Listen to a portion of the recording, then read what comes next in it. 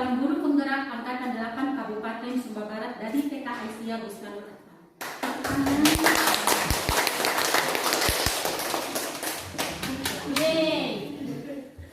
Nah, kita akan belajar tentang konsep budaya positif. Sebelum saya masuk, saya mau tanya dulu. Kira-kira ibu-ibu kalau baca kata budaya positif, kira-kira kalimat apa yang terlintas dari kata budaya positif?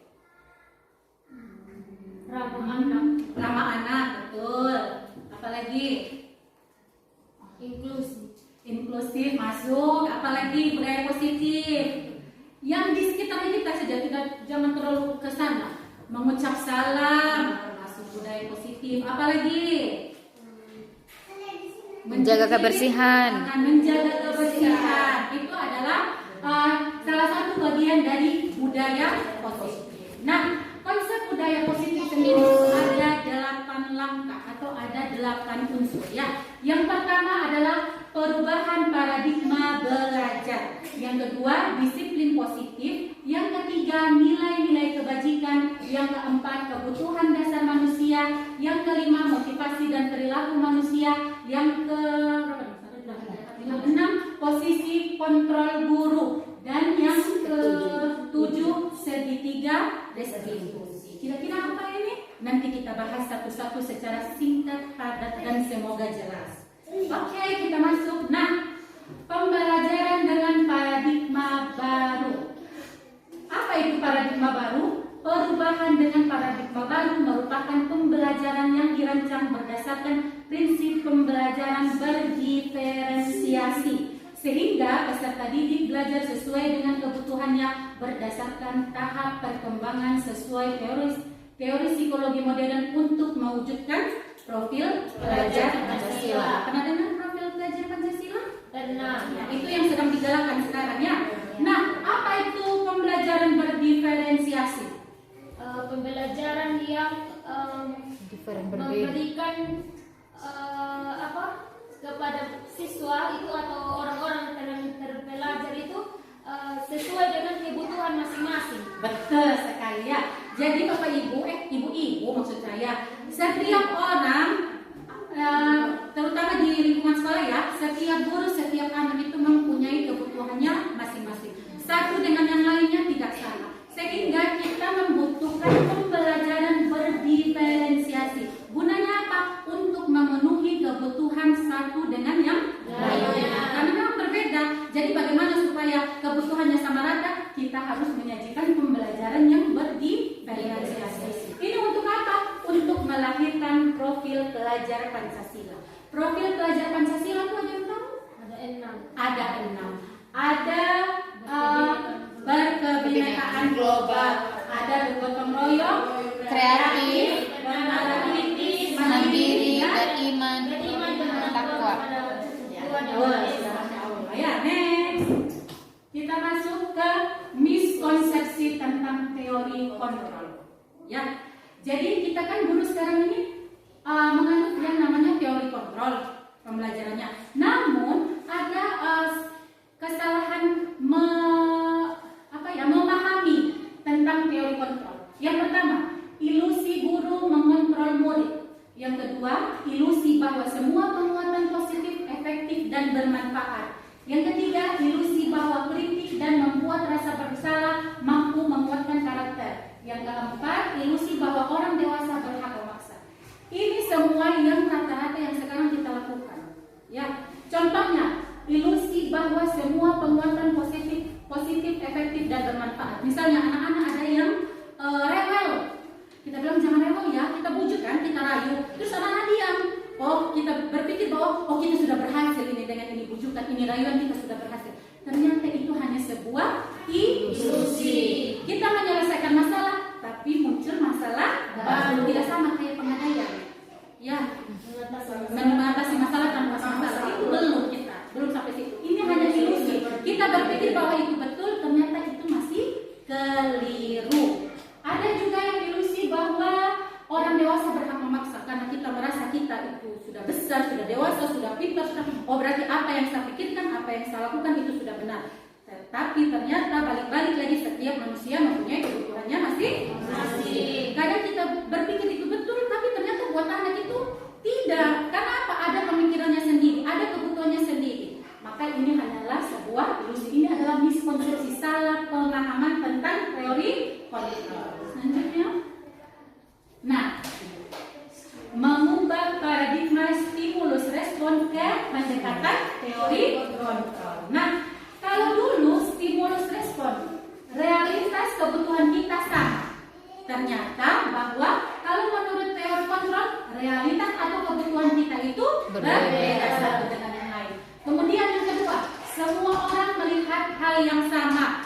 Kenyataannya setiap orang memiliki gambaran yang berbeda, termasuk anak-anak. Makanya saya bilang tadi, kadang apa yang kita pikirkan itu tidak sama dengan gambaran kepada anak, gambaran apa yang ada di anak-anak gitu. Nah, yang ketiga, perilaku buruk dilihat sebagai suatu kesalahan. Itu harus diubah ya, ibu-ibu. Semua perilaku memiliki tujuan. Tujuannya apa? Kita akan belajar sebentar. Kira-kira apa kalau buat salah, tujuannya apa? Kalau kita sih berpikir bahwa itu ya salah, jelek, apa kan? Nanti apa itu tujuannya? Nanti kita belajar. Bisa jadi. Yang keempat, orang lain bisa mengontrol saya. Teori kontrol mengatakan bahwa hanya Anda yang bisa mengontrol diri sendiri. Makanya kalau kita beri hukuman, kita beri konsekuensi kepada anak-anak, kita kasih tahu itu tidak selamanya itu kita bisa kontrol anak-anak, bukan kita berhasil ya.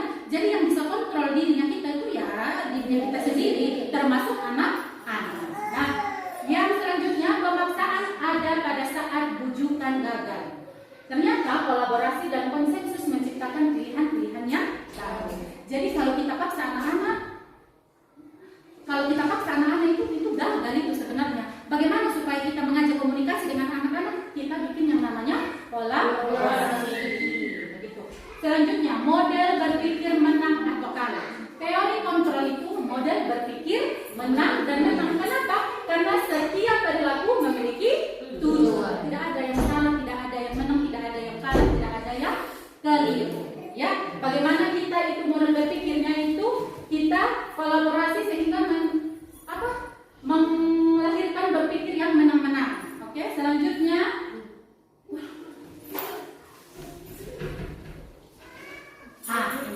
kita masuk di poin yang pertama ya, disiplin positif. Apa itu disiplin? Disiplin berasal dari kata disiplina yang artinya belajar. Disiplin mengacu pada disiplin diri yang memiliki tanggung jawab terhadap apa yang dilakukannya berdasarkan nilai-nilai yang diyakini. Disiplin positif merupakan salah satu cara penerapan disiplin yang bertujuan untuk menumbuhkan kesadaran serta memberdayakan peserta didik tanpa imbalan, penghargaan atau reward, ancaman dan hukuman. Karena kita berpikir bahwa ancaman dan hukuman itu yang salah, tapi ternyata ada juga reward atau penghargaan juga itu ternyata keliru. Ya, itu. Kenapa? Mari kita baca di bawah. Sebagai pendidik, tujuan kita adalah menciptakan peserta didik yang memiliki disiplin diri sehingga mereka berperilaku mengacu pada nilai-nilai kebajikan universal dan memiliki motivasi intrinsik dalam perubahan ke arah yang lebih baik. Ada yang tahu motivasi intrinsik? Kayak karena dia dapat contohnya tadi kan reward itu kan belum tentu bagus karena dengan dia bilang sama ini baik deh supaya dapat ini dapat permen dari ibu guru, dan itu berarti tidak berasal dari niat hatinya dia. Betul, tapi karena keinginan mau dapat sesuatu ya. Sehingga tanpa imbalan itu atau reward, ancaman dan hukuman itu masih cara yang dulu. Itu tuh kebiasaan yang dulu yang harus dibuang. Kenapa? Kita harus menciptakan peserta didik yang memiliki motivasi intrinsik. Jadi kita sebagai guru tugasnya apa? Kita harus mendorong dia ada motivasi atau kesadaran dari dalam dirinya itu murid itu. Dia lihat sendiri, kenapa saya begini, kenapa saya begitu, apa yang saya harus lakukan. Jadi memang dia ada motivasi dari diri sendiri, bukan karena ada penghargaan, ancaman dan hukuman. Itu dari luar berarti motivasinya ya. Oke, selanjutnya dari dalam. Ya. nilai-nilai kebajikan. Apa itu nilai kebajikan? Nilai yang disepakati bersama lepas dari suku, bangsa, agama, bahasa maupun latar belakangnya. Contoh nilai kebajikan yang kita anut sekarang di profil pelajar Pancasila yaitu beriman dan bertakwa kepada Tuhan Yang Maha Esa, berakhlak mulia, berkebinekaan global, gotong royong, mandiri, kreatif, dan bernalar kritis. Nah, contoh nilai kebajikan yang lainnya ada toleransi, rasa hormat, integritas, menghargai, antusias, empati, keingintahuan, kreativitas, kerjasama, percaya diri, dan komitmen. Dan masih banyak lagi nilai-nilai kebajikan yang ada ya, Bapak Ibu, di ini muka bumi. Oke, selanjutnya. Nah, ini kebutuhan dasar manusia. Ya, apa itu kebutuhan dasar manusia? Kebutuhan dasar manusia adalah segala sesuatu yang kita lakukan untuk mendapatkan apa yang kita inginkan. Seluruh tindakan yang kita lakukan memiliki tujuan. Nyambung toh tadi yang pertama, tertentu, dan semua usaha terbaik yang kita lakukan adalah dalam rangka agar kebutuhan dasar kita terpenuhi dengan baik. Lanjut. Nah, perhatikan ya. 5 kebutuhan dasar manusia. Yang pertama, bertahan hidup. Bertahan hidup itu meliputi makanan, pakaian, tempat tinggal, keamanan, dan kesehatan. Yang kedua, kasih sayang dan rasa diterima. Rasa diterima, dipedulikan, berbagi, kerjasama, menjadi bagian dalam kelompok. Penguasaan meliputi harga diri, keinginan untuk dianggap, memimpin, berprestasi, diakui, didengar. Yang keempat, kebebasan, mandiri, memiliki pilihan, mencoba hal baru, mampu mengendalikan arah dirinya. Yang terakhir, kesenangan, yaitu bermain, humor, dan antusiasme, dan tertawa. Nah, ibu-ibu, apabila ini kebutuhan tidak terpenuhi, ya, anak-anak nanti dia akan melakukan yang kita bilang perilaku untuk memenuhi ini kebutuhan yang ini. Contohnya, anak-anak misalnya pukul teman. Dia sebenarnya bukan nakal. Dia sebenarnya bukan karena tidak ada kegiatan jadi dia iseng-iseng mau pukul teman, tidak. Ada kebutuhan yang belum terpenuhi. Sehingga caranya dia untuk memenuhi itu kebutuhan, dia berlaku sudah yang bilang pukul teman atau dia lari-lari. Mungkin ada kebutuhan di antara 5 ini yang belum terpenuhi sehingga dia berperilaku. Jadi kalau ketika anak-anak pukul teman misalnya, kita kan dulu bilang nakal, ya kan? Tapi sebenarnya ada alasan tersendiri, ada tujuannya tersendiri dari perilaku tersebut. Yang tujuan itu yang dimana itu hanya anak-anak. Jadi kita ibu guru harus mampu itu jadi melihat, oh anak-anak ternyata dia begini, bukan langsung bilang nakal dia, oh dia ini cengeng dia. Tidak, kita harus jadi baca di bawah ada kebutuhan-kebutuhan yang mungkin belum terpenuhi. Ya, di sini lihat. Jadi itu bertahan hidup, makanan, pakaian, tempat tinggal, keamanan, semua dan sebagainya. Sekarang saya ada contoh identifikasi kebutuhan. Saya sudah bagikan ya, ada kertas itu. Ada ya? Coba lihat yang kasus A. Bimo seorang anak TKB selalu berlari keluar kelas menuju jalan raya di depan sekolahnya yang ramai dengan kendaraan. Tingkahnya membuat guru, Bu Ani bingung dan seringkali lari mengejarnya. Ada beberapa kemungkinan jawaban yang diberikan Bimo. Kalau misalnya anak-anak gitu pasti kita bilang, ini disiplin betul. Kalau sekali tidak terdiam sekali, nah, tidak diam gitu, hiperaktif. Nah, kita baca. Identifikasi kebutuhan yang ingin dipenuhi oleh Bimo jika respon Bimo seperti ini. Yang pertama, aku senang main kejar-kejaran dengan ibu guru. Seru. Itu kira-kira kebutuhan apa yang belum terpenuhi? Kesenangan. Sudah paham berarti ya Allah, Masya Allah. Kesenangan ya. Jadi dia mungkin itu dia kurang terpenuhi, dia punya rasa senang sehingga dia berperilaku seperti demikian. Kemudian yang kedua, ibu kejar aku karena ibu guru sayang aku. Kasih sayang dan rasa diterima. Harus dia lihat ibu. Jadi memang kalau anak-anak itu kalau berperilaku kita harus tanya. Tidak boleh hanya kita lihat dengan mata. Dia pukul tangan langsung pok juga kita, ya kan? Dia pukul tangan langsung jangan. Kita harus panggil tanya, kenapa pukul teman? Begitu. Kenapa golok teman? Kenapa menangis? Kenapa begini? Jadi memang harus jadi. Yang ketiga, aku hebat kan bisa bikin ibu guru kejar aku. Penguasaan. Apa? Penguasaan. Ya, harga diri untuk dianggap, diakui, didengar. Anak-anak sisakan dari ribut itu, kenapa doang ribut? Karena ini kurang kebutuhan penguasaannya, bisa jadi karena ini kurang didengar, akhirnya dia berperilaku ribut seperti itu. Yang keempat, aku bosan belajar mewarnai terus di dalam kelas. Kebebasan. Ya, Masya Allah. Kita masuk lagi yang soal yang kedua ya. Contoh kasus maksud saya. Dinda, seorang anak kelas 3 SD, begitu tiba di rumah sepulang dari sekolah, menangis dan mengadu pada ibunya bahwa dia benci pada Ibu Rani, gurunya. Menurut Anda, kebutuhan apa yang berusaha dipenuhi oleh Dinda jika jawabannya seperti ini? Yang pertama, ibu guru bilang, aku tidak boleh bersenandung sewaktu mengerjakan tugas. Katanya kelas harus tenang, tidak ada suara, kan nggak seru jadinya. Kesenangan. Kesenangan. Ya. Kemudian yang kedua, ibu guru tidak menyapaku hari ini, padahal aku pakai jepit rambut baru. Kasih sayang. Kasih sayang. Yang ketiga, aku sebel gambarku tidak rapi, malah ibu guru nunjukin ke teman-temanku di depan kelas. Apa? Kebebasan.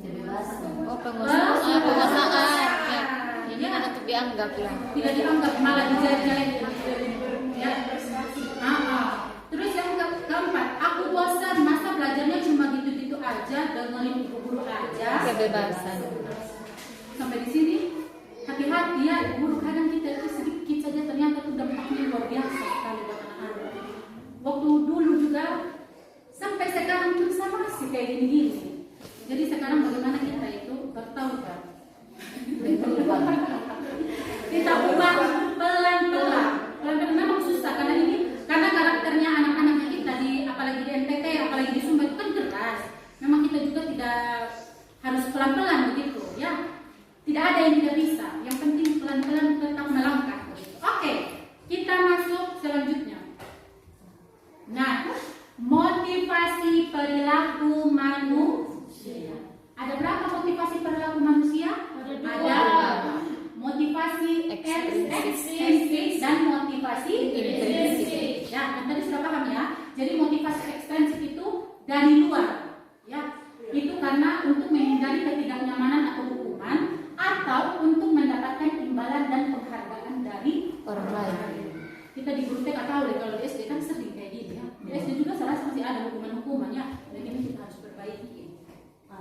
Perbaikinya bagaimana? Selanjutnya ya. Nah, motivasi intrinsik adalah untuk menjadi orang yang mereka inginkan dan menghargai diri sendiri dengan nilai-nilai yang mereka percaya.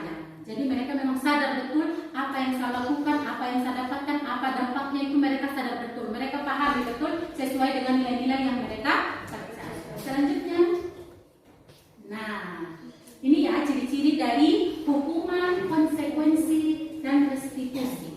Apa itu kira-kira ini? Ini hukuman itu ciri-cirinya adalah tidak terencana atau tiba-tiba. Murid tidak tahu apa yang terjadi atau tidak dilibatkan. Kemudian yang ketiga bersifat satu arah, dan yang keempat berupa hukuman fisik atau psikis. Jadi hukumannya langsung lambat, ya sudah kok, atau berjemur atau lari keliling lapangan. Tidak ada kelibatan. Ini apa ini? Maksud dari hukuman ini apa? Anak-anak tidak tahu di situ ya. Kemudian konsekuensi terencana atau disepakati sesuai peraturan, murid tetap dibuat tidak nyaman, sikap guru selalu memonitor murid. Nah, kalau konsekuensi ini anak-anak tahu, oh kalau saya salah berarti kalau saya lambat datang sekolah berarti sebentar saya ini harus berjemur di panas matahari. Dia tahu, tapi itu apa? Tetap tidak membuat nyaman. Itu anak murid itu sendiri ya, tidak membuat nyaman, dan sikap guru selalu memonitor murid. Ya. Kemudian yang ketiga restitusi. Restitusi itu proses menciptakan kondisi bagi murid untuk memperbaiki kesalahan. Terus yang kedua proses kolaboratif yang mengajarkan murid untuk mencari solusi. Jadi dari ketiga ini kira-kira mana yang ibu-ibu masih terapkan? Konsekuensi. Hukuman masih ada ya, saya lihat ya. Di TK juga masih ada hukuman dan konsekuensi. Sedangkan yang idealnya dari ini tiga restitusi. Oke, nah lihat ini yang Silahkan pas lihat ini silahkan merefleksikan dirinya masing-masing. 5 posisi kontrol guru. Yang pertama, 5 Pak. Posisi kontrol guru itu ada 5. Yang pertama adalah penghukum. Seorang penghukum bisa menggunakan hukuman fisik maupun verbal. Orang-orang yang menjalankan posisi penghukum senantiasa mengatakan bahwa sekolah memerlukan sistem atau alat yang dapat lebih menekan murid-murid lebih dalam lagi. Guru-guru yang menerapkan posisi penghukum akan berkata, biasanya kata-katanya atau kalimatnya, patuhi aturan saya atau awas, kamu selalu saja salah. Ciri khas penghukum adalah nada suara tinggi, bahasa tubuh, mata melotot, dan jari menunjuk dan menghar. Nah, kira-kira siapa? Lanjut. Oke. Yang kedua, pembuat rasa bersalah. Ya. Pada posisi ini, biasanya guru atau orang tua akan bersuara lebih lembut. Ini kebalikannya suaranya dari penghukum. Pembuat rasa bersalah akan menggunakan keheningan yang membuat orang lain merasa tidak nyaman, bersalah atau rendah diri. Kata-kata yang keluar dengan lembut akan seperti, Bapak sangat kecewa sekali dengan kamu. Suaranya memang lembut tapi kayak gitu ya. Nah, ciri khas pembuat merasa bersalah adalah nada suara membelas, halus, sedih. Bahasa tubuh merapat pada anak dan neganya lesu. Ya, sering kita kalau saya pernah buat begini. Anggap kayak guru capek sudah ini. Ngomongnya pelan-pelan, tapi anak-anak merasa dia merasa bersalah ya. Ada konsekuensi logisnya. Dari tadi kita coba ulang yang penghukum. Ya, penghukum ini dia punya konsekuensi untuk anak-anak ya. Kalau kita semakin marah dengan ciri-ciri yang seperti ini, anak-anak apa? Marahnya dia pendam. Dan semakin apa? Dia nanti akan semakin agresif, akan semakin marah. Bukan pada saat itu, kemudian hari. Ya, ini hati-hati. Kalau yang pembuat merasa bersalah, anak itu dia merasa gagal. Dia bilang, aduh, saya tidak bisa kasih bahagia. Dia punya guru-guru atau kasih bahagia dia punya orang tua. Hanya dia merasa gagal. Ada di sini saya tulis ya. Karena tidak sanggup membahagiakan orang tua atau gurunya. Kemudian yang ketiga, teman. Guru pada posisi ini tidak akan menyakiti murid, namun akan tetap berupaya mengontrol murid melalui pendekatan persuasif. Posisi teman pada guru bisa berdampak negatif atau berdampak positif. Berdampak positif di sini berupa hubungan baik yang terjalin antara guru dan murid. Guru di posisi ini menggunakan hubungan baik dan humor untuk mempengaruhi seseorang. Mereka akan berkata, ayo bantulah demi Bapak ya. Ayo dengan bantuan Bapak selama ini. Ya sudah, kali ini tidak apa-apa, nanti Bapak bantu bereskan. Nah, ini memang ada sih dampak positif, tapi dampak negatifnya satu kali ibu-ibu tidak bantu lagi atau tidak seperti teman, misalnya tiba-tiba jadi penghukum atau pembuat rasa bersalah, anak-anak nanti merasa kurang happy, merasa kecewa. Guru sudah tidak sayang lagi sama saya. Kan selama ini kan mereka anggap teman, tosogi. Tapi tiba-tiba langsung tidak pasti lagi, pasti ada anak-anak akan merasa kurang di pikirannya. Ya, jadi ciri khas posisi kontrol teman adalah nada suara ramah, akrab dan bercanda. Bahasa tubuh merapat pada murid, mata dan senyum jeraka. Ini biasanya kita lakukan di TK atau di SD kelas bawah, ya kan? Kita kadang seperti ini, tapi ternyata ini masih ada yang kayak gitu. Memang ada positifnya, tapi memang ada bagian yang bisa miskonsepsi pada anak-anak. Selanjutnya, posisi pemantau. Memantau berarti mengawasi. Pada saat kita mengawasi, kita bertanggung jawab atas perilaku orang-orang yang kita awasi. Posisi pemantau berdasarkan pada peraturan-peraturan dan konsekuensi. Dengan menggunakan sanksi atau konsekuensi, kita dapat memisahkan hubungan pribadi kita dengan murid. Sebagai seorang yang menjalankan posisi pemantau, pertanyaan yang sering diajukan seorang pemantau adalah, peraturannya apa? Apa yang telah kamu lakukan? Sanksi atau konsekuensinya apa? Ciri khas pemantau adalah dengan nada suara datar, bahasa tubuh yang formal. Biasa kita bilang kalau di sini itu guru killer yang tidak pakai pukul, tapi dia tuh apa? Si guru harus bikin apa? Berarti apa ini yang harus kamu lakukan begitu? Memang dia tidak hukum, dia memang tidak membuat rasa bersalah, cuma dia terlalu tegas ya. Bapak Ibu, dia terlalu tegas ini jadi tidak cocok untuk anak, apalagi anak-anak yang di kelas rendah. Selanjutnya. Nah, yang terakhir adalah posisi manajer. Posisi kontrol terakhir adalah manajer, yaitu posisi di mana guru berbuat sesuatu bersama dengan murid, mempersilahkan murid mempertanggungjawabkan perilakunya, mendukung murid agar dapat menemukan solusi atas permasalahannya sendiri. Seorang manajer telah memiliki keterampilan di posisi teman maupun pemantau, dan dengan demikian bisa jadi di waktu-waktu tertentu kembali kepada kedua posisi tersebut bila diperlukan. Namun, bila kita menginginkan murid-murid kita menjadi manusia yang merdeka, mandiri, dan bertanggung jawab, maka kita perlu mengacu pada restitusi yang dapat menjadikan murid kita seorang manajer bagi dirinya sendiri. Di manajer, murid diajak untuk menganalisis kebutuhan dirinya maupun kebutuhan orang lain. Di sini penekanan bukan pada kemampuan membuat konsekuensi, namun dapat berkolaborasi dengan murid bagaimana memperbaiki kesalahan yang ada. Seorang manajer akan berkata, apa yang kita yakini? Apakah kamu sudah meyakininya? Jika kamu meyakininya, apa kamu bersedia memperbaikinya? Jika kamu memperbaiki ini, hal ini menunjukkan apa tentang dirimu? Ciri khas posisi kontrol manajer adalah nada suara tulus, bahasa tubuh tidak kaku, mendekatkan murid. Paham sampai di sini? Masih semangat kan? Nah, posisi manajer ini ibu-ibu, ini posisi yang paling ideal. Kenapa? Karena bukan guru yang aktif dalam suatu perilakunya anak-anak, tapi anak-anak itu sendiri. Dia berusaha nanti mencari kesalahan apa yang dilakukan.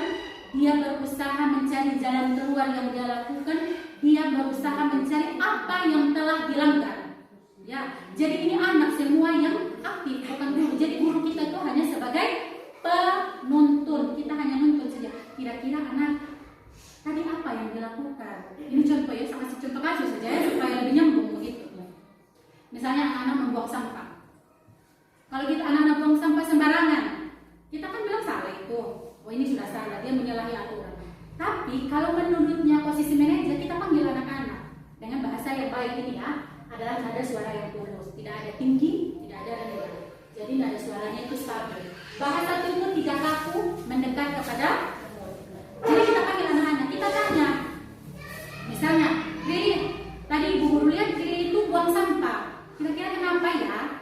Jangan, kenapa buang sampah tadi sembarangan? Kan biasanya itu begitu. Nah, ini kita panggil anak. Riri, kenapa tadi ibu guru lihat Riri buang sampah itu kira-kira kenapa? Nanti anak-anak dia akan memberitahukan alasan-alasannya. Karena kan kita sulit untuk supaya anak-anak kasih keluar itu alasannya kita sulit. Makanya dibutuhkan ini ciri khas posisi tubuhnya kita, suaranya kita. Kalau kita sudah dalam nada tinggi, anak-anak pasti akan takut. Kalau kita sudah dengan nada yang kecewa, itu anak-anak juga akan merasa takut. Jadi kita bikin kita punya nada suara itu santai. Jadi kita anggap kayak teman begitu. Balik-balik lagi tadi ya. Riri, kenapa buang sampah saya? Iya ibu guru tadi, misalnya dia jawab, misalnya tadi saya buru-buru mau bermain, jadi saya tidak lihat lagi di tempat sampah, saya langsung buang lagi. Terus kita bangun lagi, kira-kira Riri, kalau buang sampah itu boleh tidak?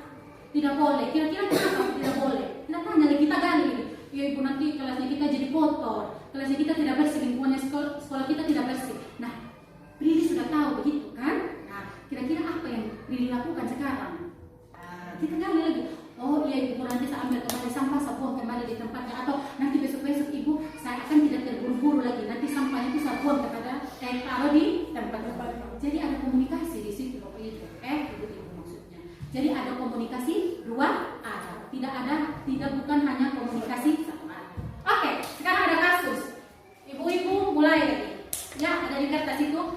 Posisi kontrol apakah aku? Kira-kira yang pertama, saya kecewa sekali dengan kamu. Bersalah. Membuat rasa bersalah. Membuat rasa bersalah.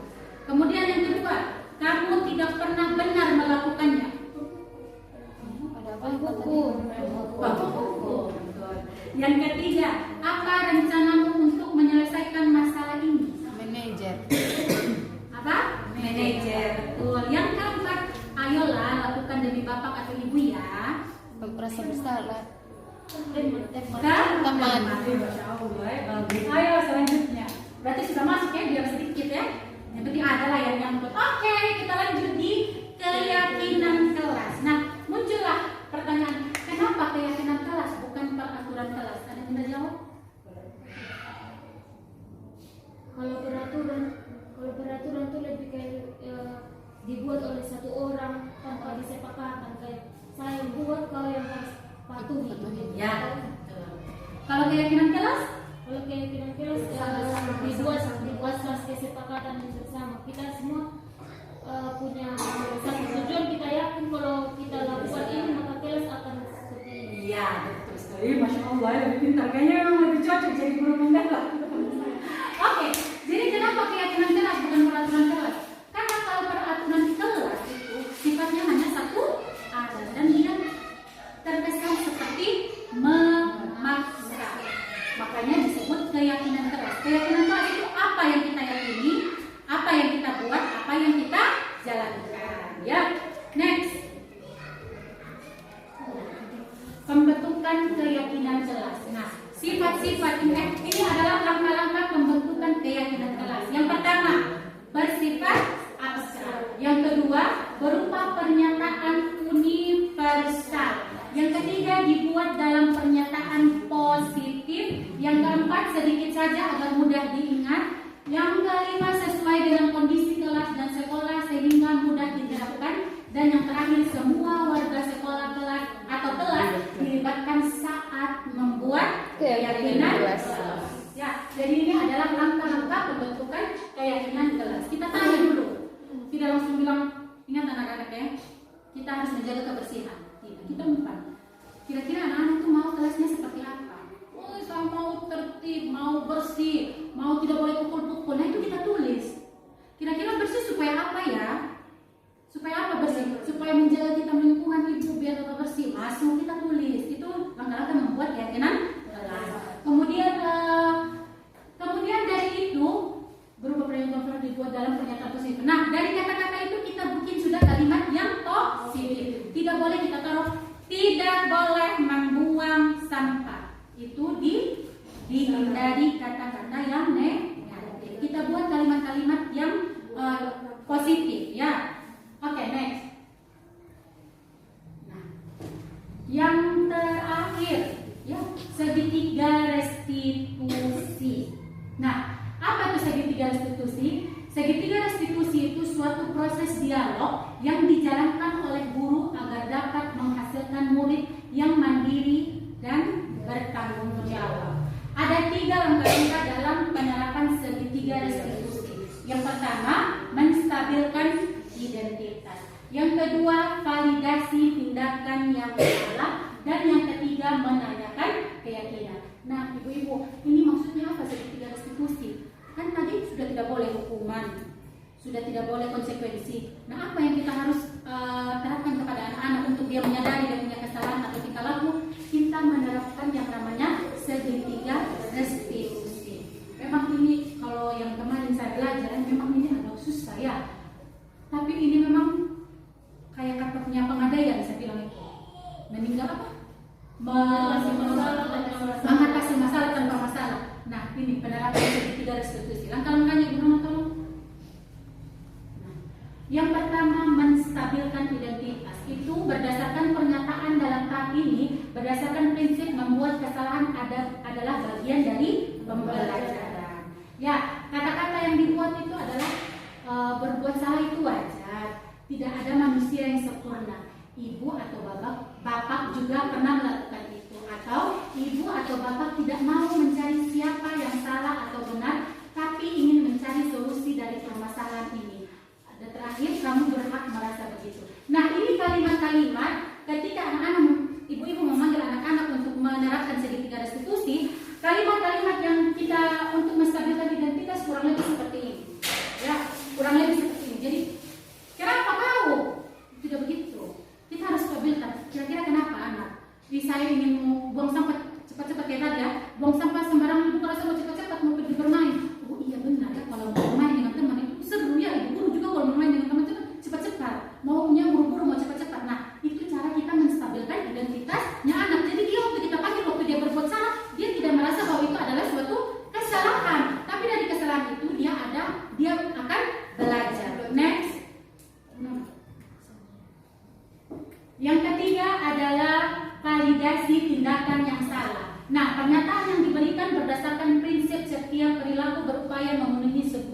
suatu kebutuhan tertentu. Contoh kalimatnya itu, kamu pasti punya alasan mengapa kamu melakukan itu. Padahal kamu bisa melakukan hal yang lebih buruk dari yang ini.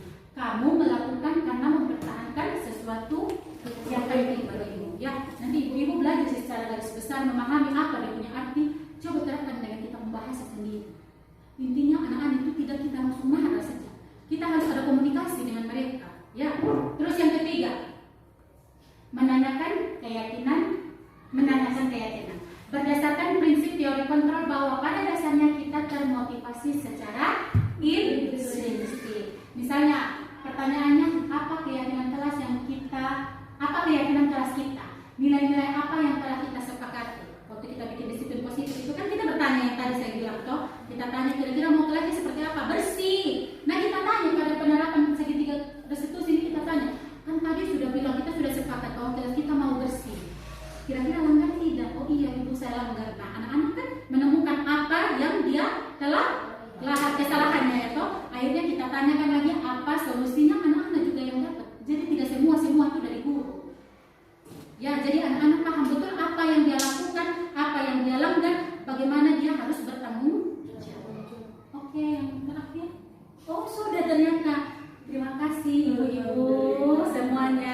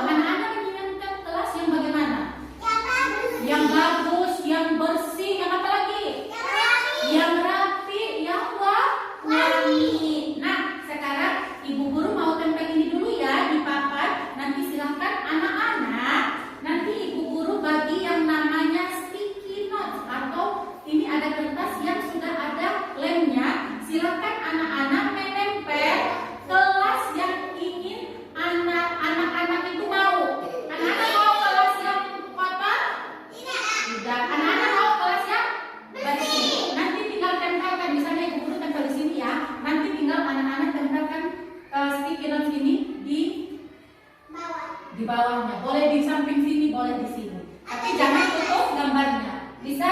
Bisa. Semua anak-anak punya kesempatan yang sama ya. Oke, sekarang ibu guru tempel dulu ya sayang. Oke. Iya, kita lakban dulu ya. Kenapa pakai lakban? Biar tidak jatuh, ya.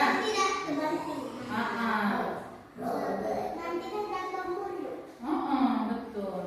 Sabar ya, ibu guru bikin dulu ya. Ya. Oke. Di sini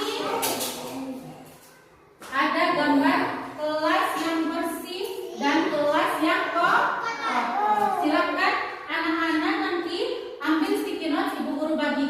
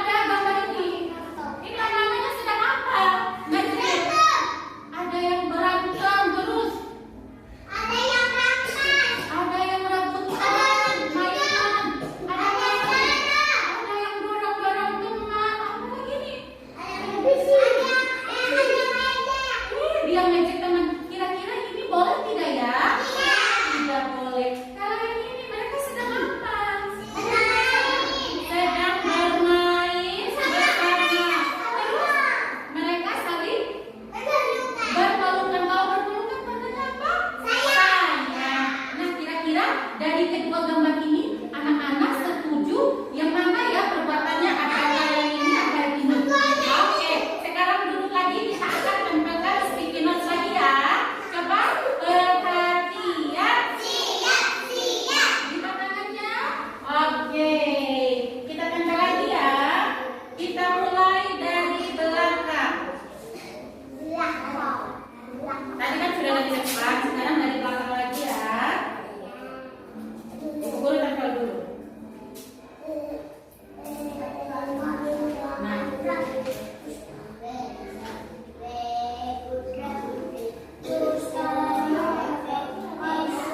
Najib.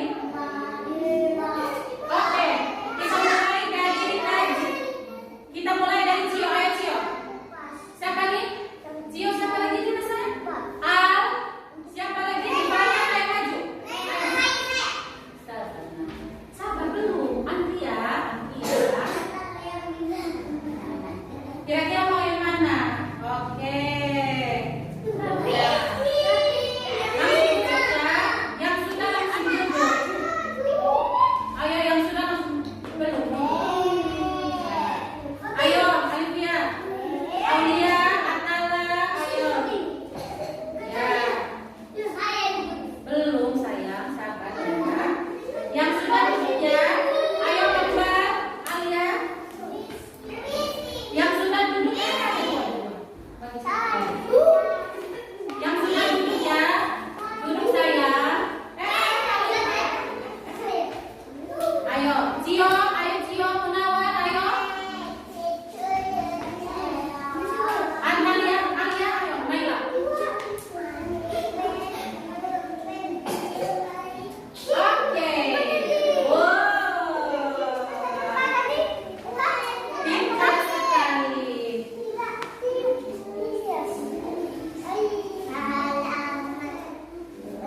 Masya Allah, pintar.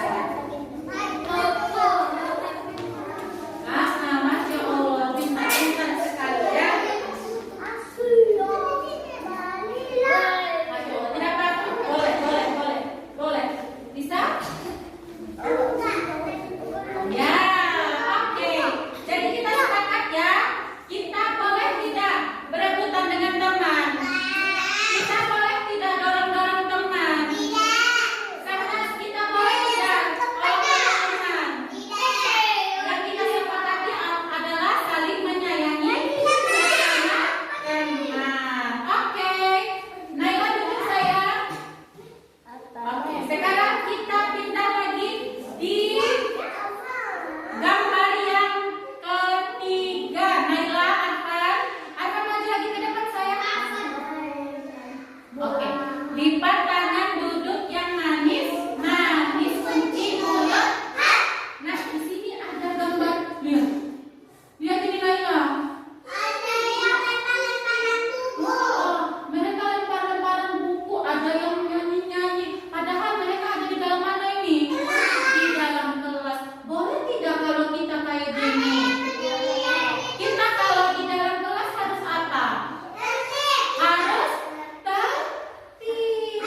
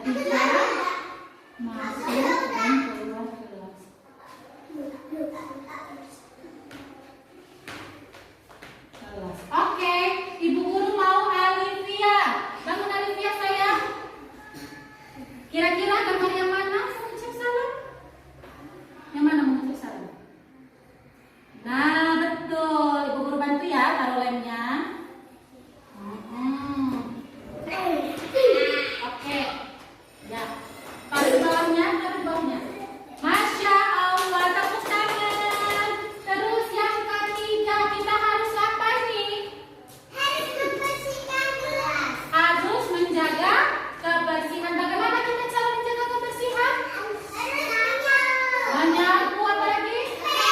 Apa lagi? Apa? Membuang sampah pada mana? Pada tempatnya. Oke.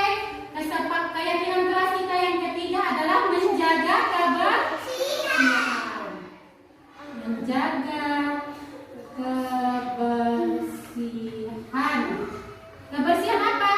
Kelas. Oke. Ibu guru mau Nabil maju. Kira-kira kalau menjaga kebersihan kelas gambar yang mana? Duduk sayang, duduk. Yang mana? Apa ini? Kembar. Nah, iya. Taruhannya Bu Guru bantu ya. Nanti taruh di bawahnya. Oke, taruh di bawahnya. Di bawah. Di sini. Jangan. Di bawah tulisan. Nah, tepuk tangan buat Nabi.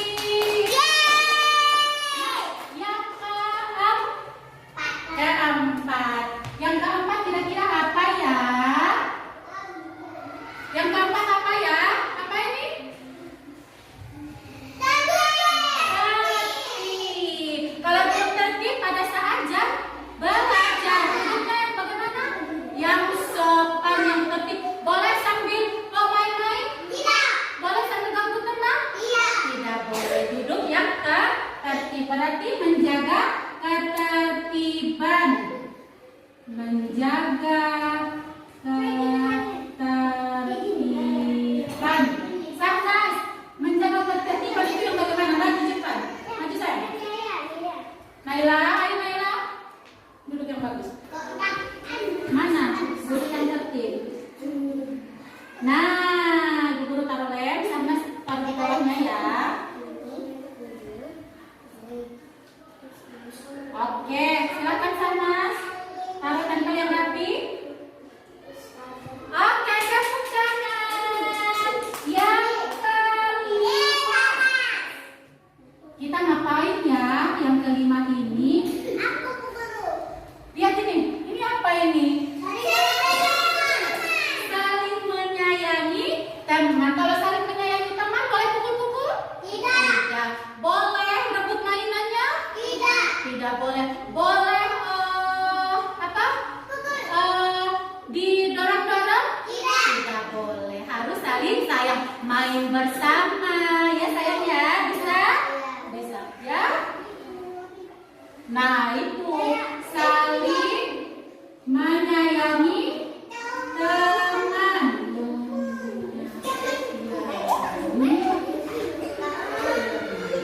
Nah, Ibu Guru mau Najril bangun. Bangun Najril. Kalau menyayangi teman itu yang mana gambarnya? Kira-kira kegiatannya mana? Mana? Oh, yang ini. Oke. Ibu Guru taruh lem ya. Nah, oke. Ibu Guru juga mau panggil Munawar di sini saya. Ya. Mana Munawar? Bangun. Kalau menyayangi teman berarti selain main bersama juga kita boleh marah. Oke, ini tempel ya di bawah situ. Ayo, taruh di bawah sini. Ya. Tepuk tangan. Kemudian yang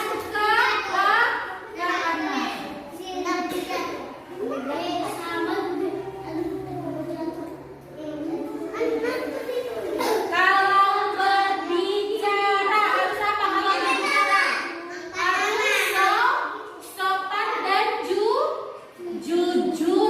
Boleh omongnya bohong-bohong? Boleh omongnya tidak sopan? Boleh omongnya kasar-kasar?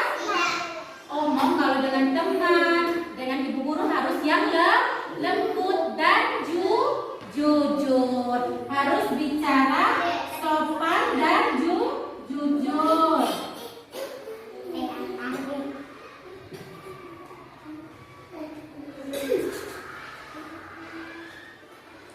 Oke, Ibu Maju. Sakira, ayo. Sebentar ya, dikit lagi ya sayang. Kalau tidak bohong berarti ngomongnya yang sama seperti ini ya.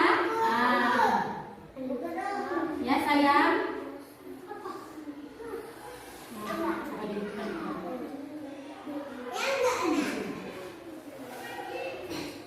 Masya Allah, pintar sekali. Sekarang ibu guru panggil Safir, ayo. Di sini ada gambar, lihat sini. Lihat sini, di sini ada gambar boneka apa kira-kira? Pinocchio.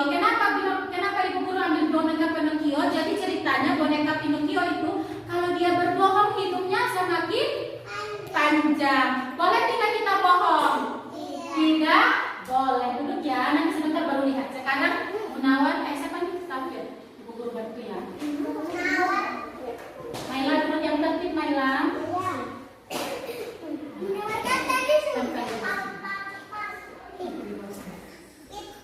Masya Allah. Yang ketujuh, tepuk tangan Kak Safir. Yang ketujuh, apa yang ketujuh ibu guru bilang? Antri menunggu. Ya, sabar. Menunggu. Iya, nanti ibu guru telepon namanya. Dia lagi tidak enak badan ya. Ya, antri menunggu giliran. Ibu guru mau tunjuk siapa nih namanya? Ata, ayo. Ata yang mana? Kalau mau tunggu giliran yang mana? Ya. Yang lain duduk ya, yang tertib. Kamu duduk.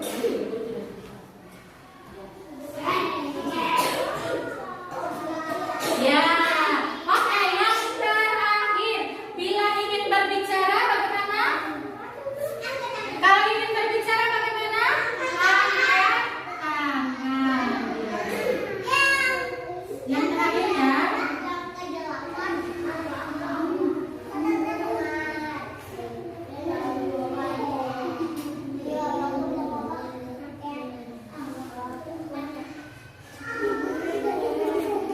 Oke.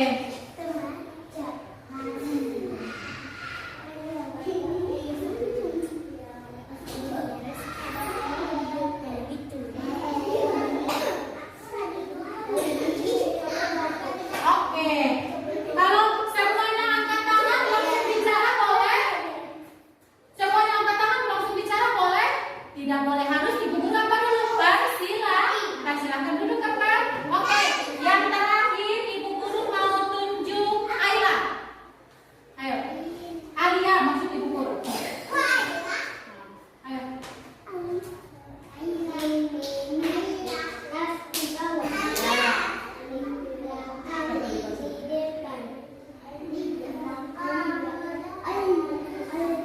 Masya Allah, sudah selesai. Ini ibu guru mau tanya.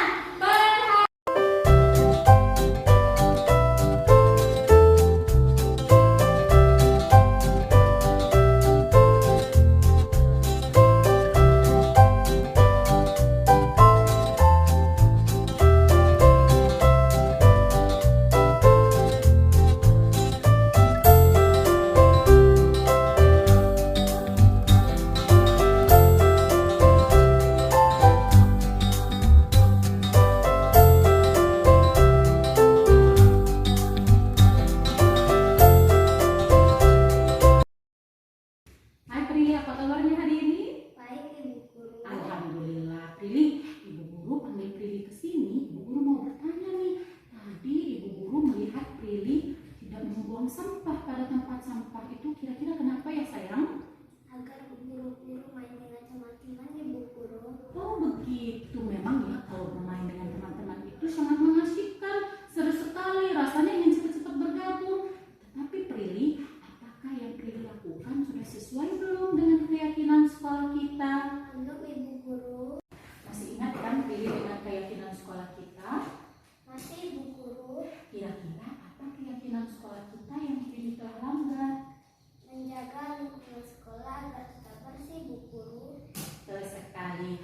Menurut Prilly, penting tidak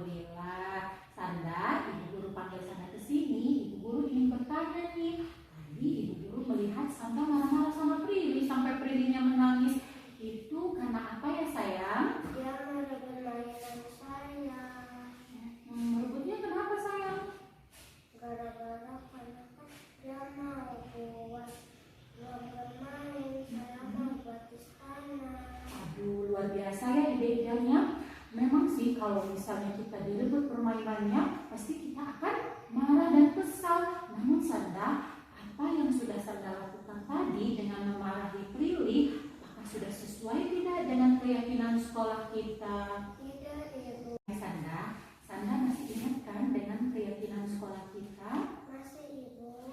Kira-kira apa keyakinan sekolah kita yang bilangkan sama Sanda? Saling menyayangi sesama teman. Menurut Sanda, menyayangi sesama teman itu penting tidak? Penting. Apa yang Sanda lakukan kalau misalnya ada lagi teman yang merebut permainan Sanda? Tidak akan marah-marah lagi dan lapor Ibu Guru. Luar biasa, berarti Sanda sudah memahami bagaimana cara untuk sabar dan saling menyayangi sesama teman. Baik Sanda, silahkan kembali ke kelasnya. Terima kasih ya sayang. Hai, nama saya Prilly. Saya dari kelas B4. Senang berbicara dengan Ibu Dia karena saya lebih tahu menjaga lingkungan sekolah. Terima kasih. Dadah. Hai, assalamualaikum. Nama saya Sanda dari kelas B4. Saya senang sekali berbicara dengan Ibu Guru. Saya bisa sabar dan saling menyayangi sesama teman. Terima kasih Ibu Dian. Wassalamualaikum warahmatullahi